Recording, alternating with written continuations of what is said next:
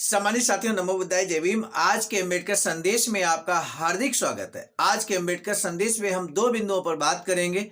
सबसे पहला बिंदु रहेगा अम्बेडकर संदेश नंबर 632, जिसमें आज हम बात करेंगे अवसर की समानता की बात बाबा साहब करते हैं, डिमांड करते हैं। हरिजन सेवक संघ के महामंत्री को लिखते हैं, एक पत्र लिखते हैं। तीसरे गोलमेज सम्मेलन में जाते समय बाबा साहब उस पत्र में 4 मांगे रखते हैं, 4 सुझाव देते हैं हरिजन सेवक संघ को, और ये कहते हैं कि इस संबंध में इस तरह की कार्ययोजना आपको अपनानी चाहिए। और उस केंद्रीय बॉडी में बाबा साहब स्वयं सदस्य के रूप में थे। ये जानना बहुत दिलचस्प आपके लिए होगा। तो सबसे पहले इस मुद्दे पर हम बात करेंगे। इस अवसर की समानता का जो सुझाव बाबा साहब ने दिया, इस बारे में क्या कहा है बाबा साहब ने महामंत्री हरिजन सेवक संघ आदरणीय AB ठक्कर साहब से, तो उस संबंध में आपको बताएंगे।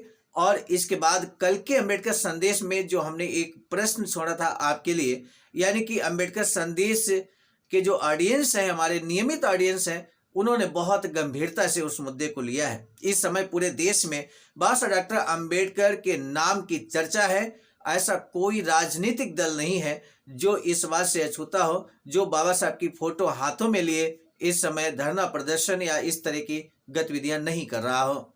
अपने अपने तरीके से राजनीतिक लोग, राजनीतिक पार्टियां अपने अपने तरह से, लेकिन कुल मिलाकर बाबा साहब पर फोकस किए हुए हैं। सम्मानित साथियों, हमने अपने अम्बेडकर संदेश के श्रोताओं से, ऑडियंस से इस बात की गुजारिश की थी कि आखिर आपकी क्या प्रतिक्रिया है। तो इस संबंध में भी आज के वीडियो के अंत में, दूसरे भाग में, आज के ही वीडियो में हम उनकी प्रतिक्रियाओं को हमने नोट कर लिया है, जो हम अम्बेडकर संदेश के लास्ट में आपको बताने वाले हैं। आपका नाम भी और हर तरह से हम आपके जो कमेंट्स हैं वो भी हम आपको बताएंगे। तो काफ़ी प्रतिक्रियाएं, बहुत कड़ी प्रतिक्रिया यहाँ पर आई है हमारे सभी ऑडियंस की तरफ से, और हम आपकी प्रतिक्रिया का, कमेंट्स का बहुत सम्मान करते हैं। आइए अब शुरू करें सबसे पहले आज का अम्बेडकर संदेश। आज का अम्बेडकर संदेश, राजनीतिक दान कांग्रेस के अस्पृश्यों को मेहरबानी करके मारने की योजना, इस शीर्षक के अंतर्गत पेज नंबर 147 से 148 तक बाबा साहब डॉक्टर अम्बेडकर संपूर्ण वाङ्मय खंड 16 हम लेकर उपस्थित हो चुके हैं, जिस किताब का ही शीर्षक है कांग्रेस एवं गांधी ने अस्पृश्यों के लिए क्या किया। हम इतिहास पढ़ेंगे, इतिहास तभी जानेंगे, और जब इतिहास जानेंगे तभी इतिहास रचेंगे। यही बात बाबा साहब कहते हैं कि जो कौम अपना इतिहास नहीं जानती वो इतिहास निर्माण नहीं कर सकती। सम्मानित साथियों, इतिहास जानने का ही एक सिलसिला शुरू किया गया है अम्बेडकर संदेश के माध्यम से। आइए तो शुरू करते हैं। अवसर की समानता, दूसरा सुझाव बाबा साहब का अवसर की समानता को लेकर है। और पहला जो सुझाव दिया था कल के अम्बेडकर संदेश में, हमने बताया था नागरिक अधिकारों को प्राप्त करने का आंदोलन चलाना चाहिए हरिजन सेवक संघ को। ये बात बाबा साहब ने कही थी, और आज अवसर की समानता की बात बाबा साहब करते हैं। तो क्या कुछ लिखते हैं, विस्तार से जानना बहुत जरूरी है। बाबा साहब लिखते हैं कि दूसरी बात जो मैं कहना चाहता हूं वह ये है कि लीग को दलित वर्गों को समान अवसर प्राप्त करने का कार्य अपने हाथ में ले लेना चाहिए। दलित वर्गों की गरीबी और बदहाली का मुख्य कारण अस्पृश्यता के कारण उन्हें समान अवसरों से वंचित रखना है। तब बाबा साहब आगे लिखते हैं कि मुझे विश्वास है कि आप इस बात से भली भांति अवगत हैं कि दलित वर्ग के लोग अन्य लोगों की तरह गांव में तथा शहरों में सब्जियां, दूध, घी बेचकर अपनी जीविका नहीं कमा सकते। सवर्ण हिंदू उन वस्तुओं को एक गैर हिंदू से तो खरीद सकता है, परंतु दलित वर्ग से नहीं। नौकरियों के क्षेत्र में उसकी दशा बहुत खराब है। सरकारी विभागों में भेदभाव का भूत मौजूद है। दलितों को पुलिस में सिपाही अथवा संदेश वाहक तक नहीं बनाया जाता। कारखानों में भी वही हाल है। अमेरिका की तरह खुशहाली के दिनों में निग्रो को सबसे अंत में नौकरी मिलेगी, और मुसीबत के दिनों में सबसे पहला शिकार वही होगा। यदि वह कहीं कदम जमाकर खड़ा भी हो जाए तो उसका भविष्य बहुत बुरा होगा। बंबई और अहमदाबाद की सूती मिलों में उसे न्यूनतम मजदूरी ही उपलब्ध है, जहां वह केवल 25 रुपये मासिक कमा सकता है।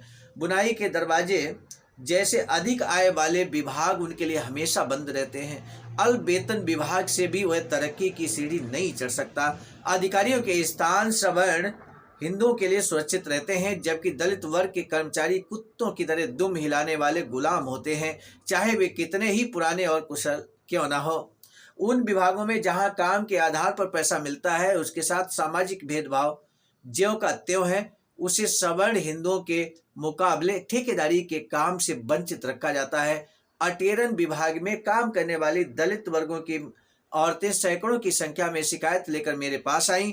तब बाबा साहब कहते हैं कि उन्होंने बताया कि वहां की नायक कच्चे माल को समस्त मजदूरों में समान रूप से बांटने की अपेक्षा सवर्ण हिंदू औरतों को ही अधिक काम देती हैं और उन्हें काम से प्रायः वंचित कर दिया जाता है। सवर्ण हिंदुओं के हाथों दलित वर्गों के लोगों को सताने और विकट भेदभाव के केवल कुछ ही उदाहरण मैंने आपके सामने रखे हैं।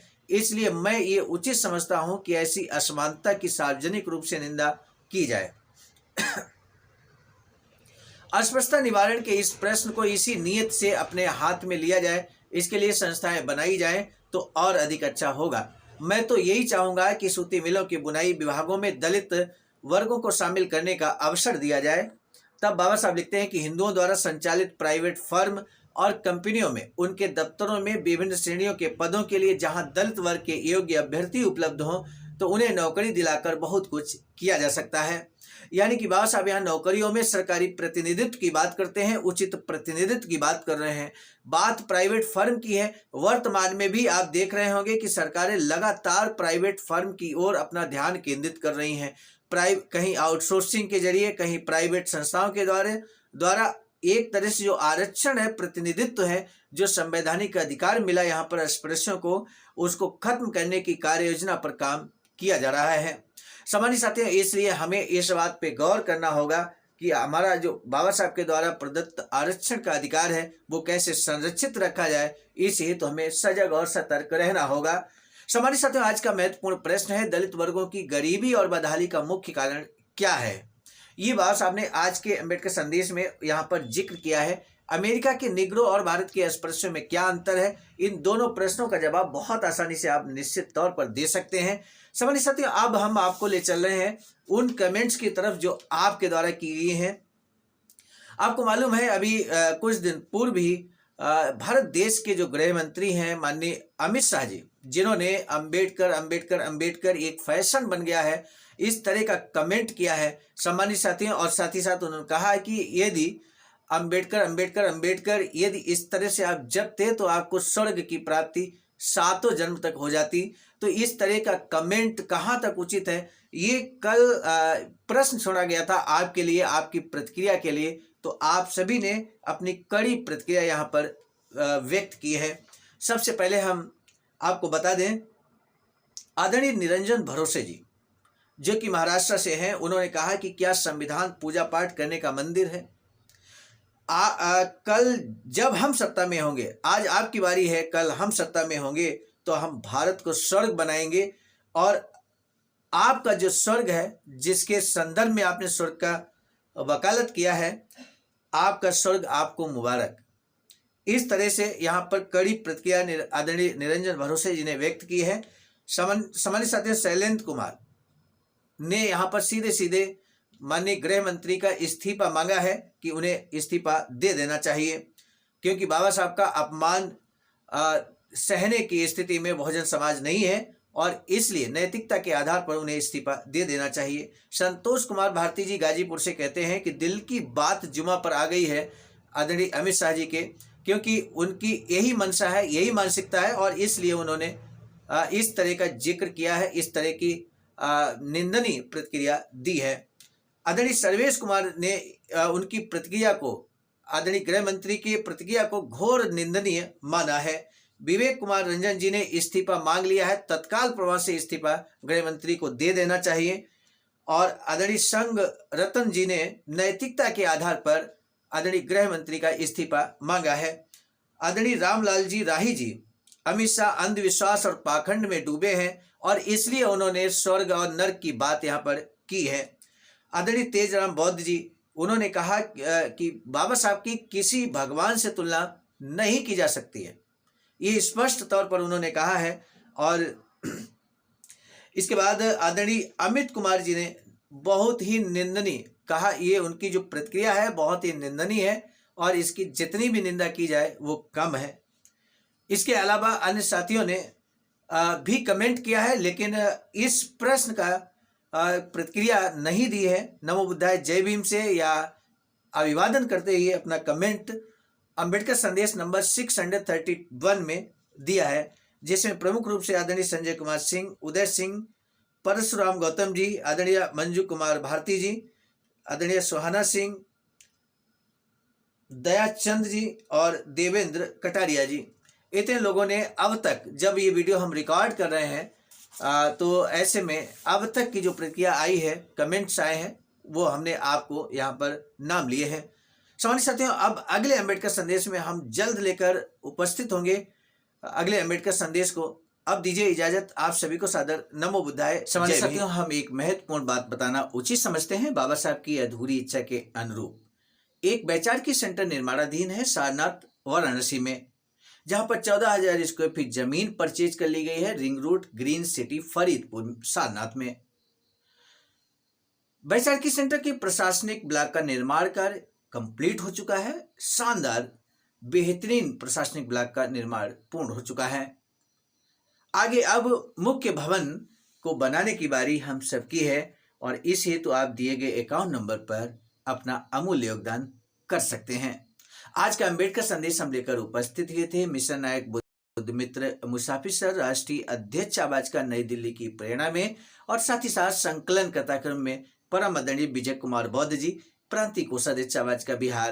प्रस्तुत कर्ताक्रम में मैं स्वयं सर्वजीत आर्य, राष्ट्रीय मीडिया प्रभारी, IT सेल आवाज का नई दिल्ली। मिलेंगे नए डॉक्टर अम्बेडकर संदेश में, तब तक दीजिए इजाजत। आप सभी को सादर नमो बुद्धाय जय भीम। सामान्य साथियों, यदि आप हमारे इस चैनल आवाज का ऑफिशियल, जिस पर नियमित सुबह 5 बजे डॉक्टर अम्बेडकर संदेश आपको मिलता है, आप हमारे इस चैनल को सपोर्ट करना चाहते हैं तो हमारा आपसे निवेदन है कि आप हमारे इस चैनल को सब्सक्राइब कर लें, वीडियो को शेयर, लाइक, कमेंट जरूर करें।